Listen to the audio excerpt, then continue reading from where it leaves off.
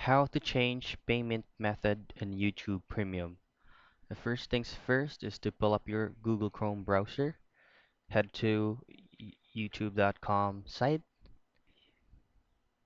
and then click to your account and go to purchases and memberships.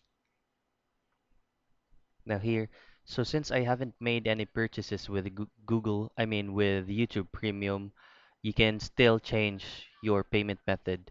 So you'll just have to click on Manage Membership and you can try to click on Renew.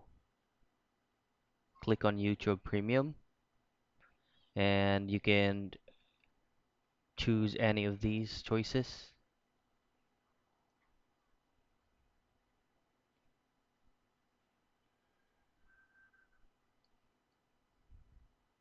Here, you can click the current payment method by clicking this one, and this is where you can add or change your payment method.